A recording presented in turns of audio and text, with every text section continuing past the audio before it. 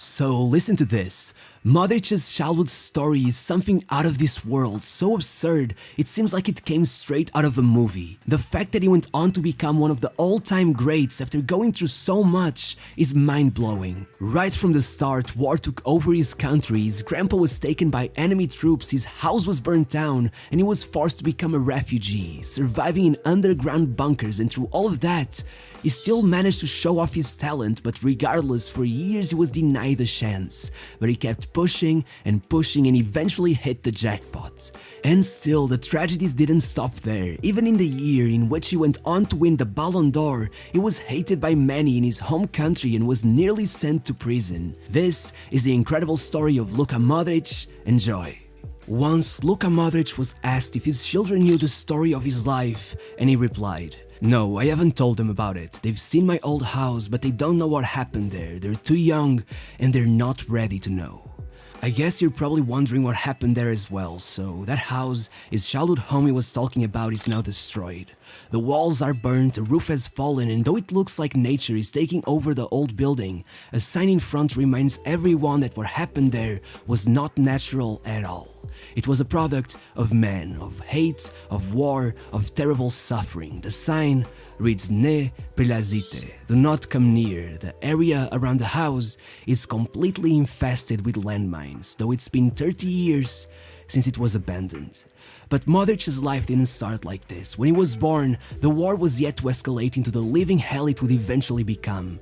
Modric spent the first 6 years of his life living with his grandparents in the mountains, where his grandpa would teach him how to become a shepherd, how to hunt, and how to survive in the wild. It was as if he knew what was coming, as if he wanted to make sure Luka could protect himself if something ever happened to him. And it did. In 1991, the war took on a new form. A Serbian militia known as the Chetniks entered Croatia, going from town to town, forcing the Croatians to flee their homes and ending the lives of anyone who dared to stay behind. Eventually, they reached Luka's hometown, and his family was one of the very few who dared to stay behind, perhaps believing their little house in the mountains would be overlooked. But one day, it all changed. His grandpa left the house, leading his sheep towards the pasture, and as he went on about his day, he began hearing something in the distance, and by the time he realized what was going on, it was too late. The Chetniks had found him. They didn't care he was alone, they didn't care that he was a 66-year-old man just taking care of his sheep. They just mowed him down with their machine guns, leaving him for dead.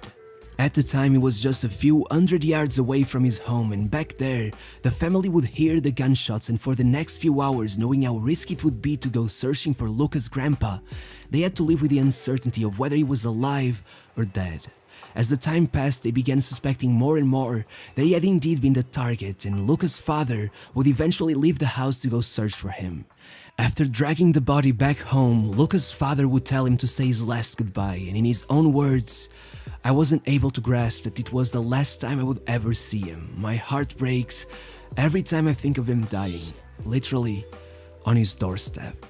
That day, they decided it was time to leave everything behind and make a run for it.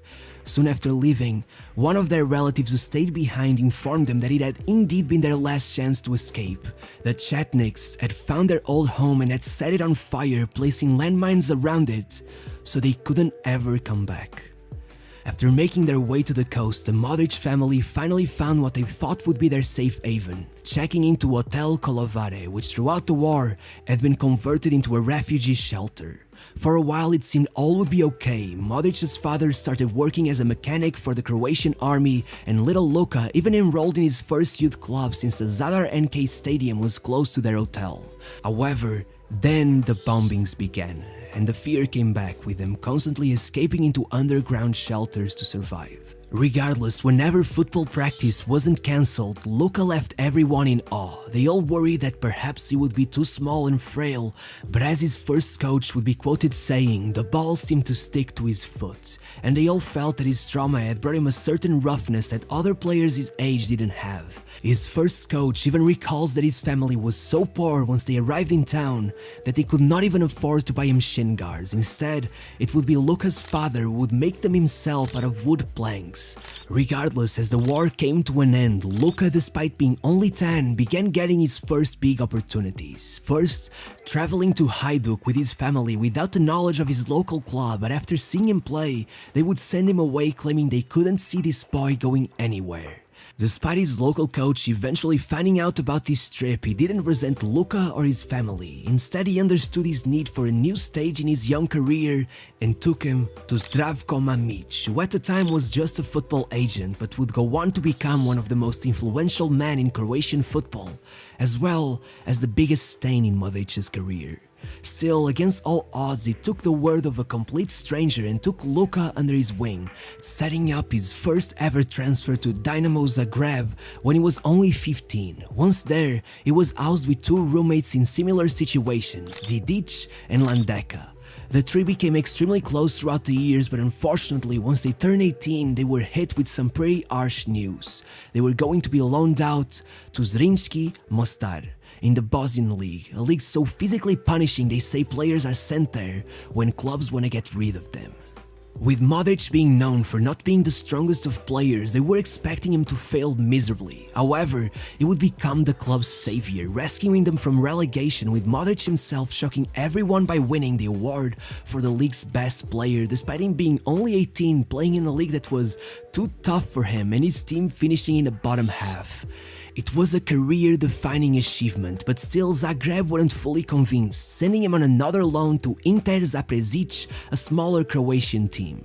But what is funny about it is that Modric was so dominant in his time with his team that halfway through the season they were second place in the first stage of the Croatian league, with Modric winning the award for Young Player of the Year, while Zagreb would literally go through one of their worst seasons ever, fighting for their lives in the relegation playoffs, which they might have not survived if Modric hadn't came back to save them. Once the season was over, Modric got his first bit of money and he didn't even think twice before spending it on buying his family a flat in Zadar so they could finally live comfortably again.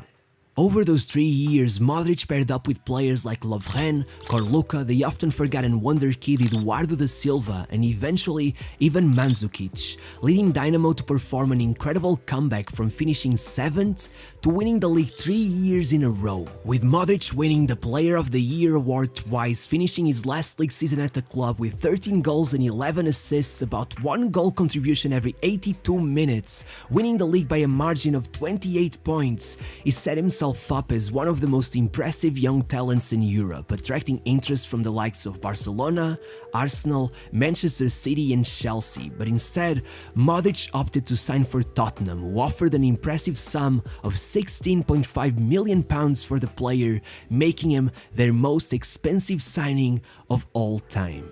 Unfortunately, at first everything went wrong, from an injury in his knee right on his 4th match to being played out of position, and above all, Tottenham going through a period of horrible form with only 1 win in his first 10 matches. This led many to question his talent, but after the arrival of Harry Redknapp, everything changed. The new coach fell in love with him, building the team around him, which instantaneously turned their form around, now going on 10 matches with only 1 single defeat.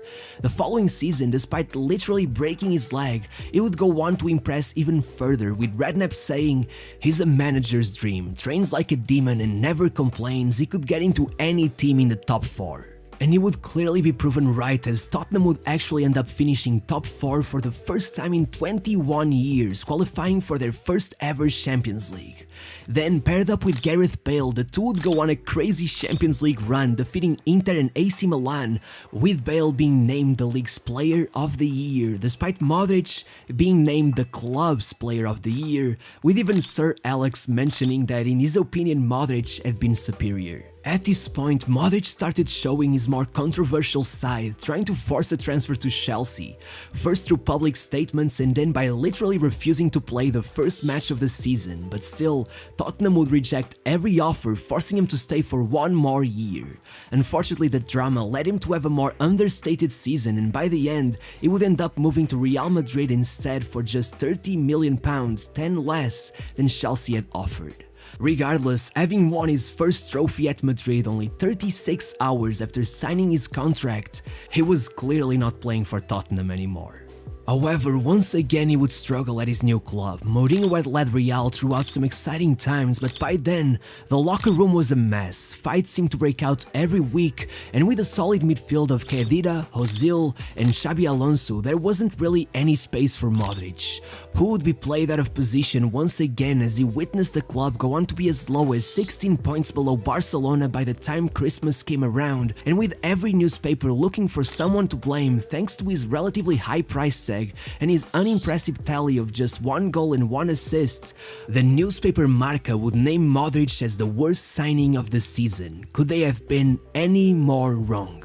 Over the second half of it, Modric would take over, assisting the winning goal at El Clasico, scoring the winning goal as they beat Manchester United in the Champions League, and just overall distinguishing himself as one of the team's best and most consistent players, which only became even more significant with the arrival of Carlo Ancelotti, with Modric taking the leap from being just a key player to forever leaving his mark in the history of the club, being one of the highlights in their historic La Decima, even assisting the decisive goal in the final.